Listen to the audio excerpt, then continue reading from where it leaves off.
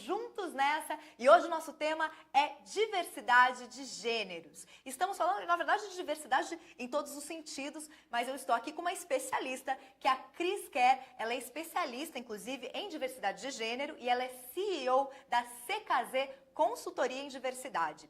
Tudo bom, Cris? Tudo bom, muito obrigada pelo Prazer ter convite. você aqui com a gente. Vamos começar falando um pouquinho sobre o conceito de diversidade, né? Porque a diversidade, sem dúvida, é uma das maiores riquezas da humanidade, né? Então, a gente tem diversos tipos de diversidade, diversidade cultural, étnica, enfim. E isso tudo faz com que o mundo se torne mais rico. Mas acontece que para a gente usufruir dessa riqueza, é importante que tenha uma convivência igualitária, né? Onde as diferenças sejam justamente respeitadas. Então eu quero entender como é que essa diversidade está sendo tratada hoje em dia no Brasil, Cris.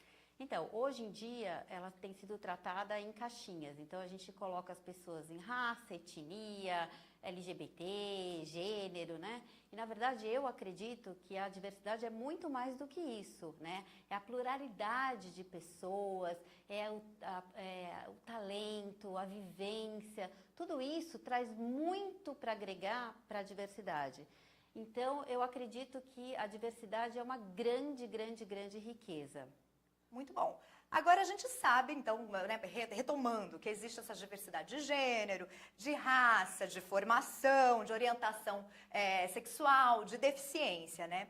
E com certeza todo mundo, né, quem sofre, na verdade, o preconceito sabe muito bem que existe sim um preconceito e essas pessoas são tratadas de forma diferenciada.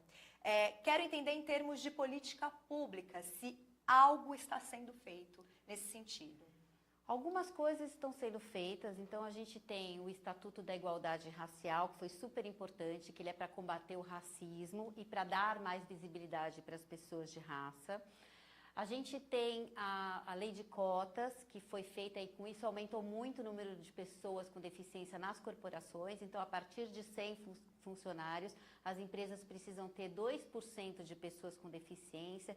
Então, essas políticas públicas acabam ajudando sim, falta muita coisa ainda. A gente tem também a lei de cotas nas universidades, que também é importante, mas tem muita coisa para ser feita ainda. E a gente vê algumas ações afirmativas nas corporações também para ajudar a aumentar o número de pessoas diversas nas corporações. Eu sempre falo que a diversidade e a inclusão são coisas diferentes, então a diversidade, o exemplo que eu gosto de dar a diversidade é quando você faz um baile e convida todas as pessoas para participarem, mas você deixa elas ali, cada uma no seu cantinho.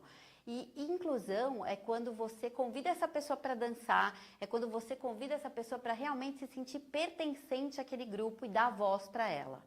Cris, eu achei bastante interessante que você fez essa diferenciação, que na verdade são conceitos que às vezes confundem um pouco a gente, né? A diferença entre inclusão e diversidade. E falando sobre isso, existem alguns índices que medem né, indicadores dessa diversidade e como essa diversidade vem sendo tratada dentro do âmbito da escola e das empresas, Cris? O último censo do IBGE, ele detectou que a nossa população é formada por 54% de pessoas negras e pardas, incluindo homens e mulheres, e 52% de mulheres.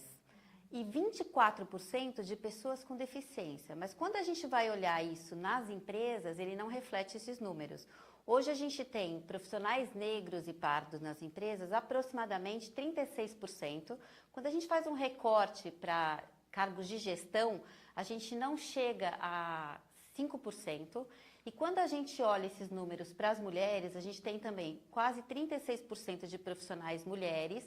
Quando a gente olha cargos de gestão, a gente tem quase 14%, mas quando eu falo cargo de gestão, eu estou falando de gerente para baixo.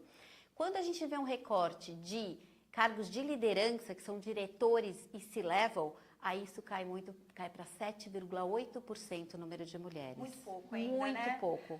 Muito pouco. Tem muito a ser feito, tanto nas empresas quanto nas escolas. Ai, que bom que ainda tenha a ser feito e que dá, na verdade, um ânimo para que a gente continue batalhando por isso, né? Exatamente. Muito obrigada por enquanto, Cris. Infelizmente o nosso tempo acabou, mas esse assunto é muito interessante. Se você gostaria de saber mais informações a respeito de diversidade, é só entrar no nosso portal socioambientalonline.com.br.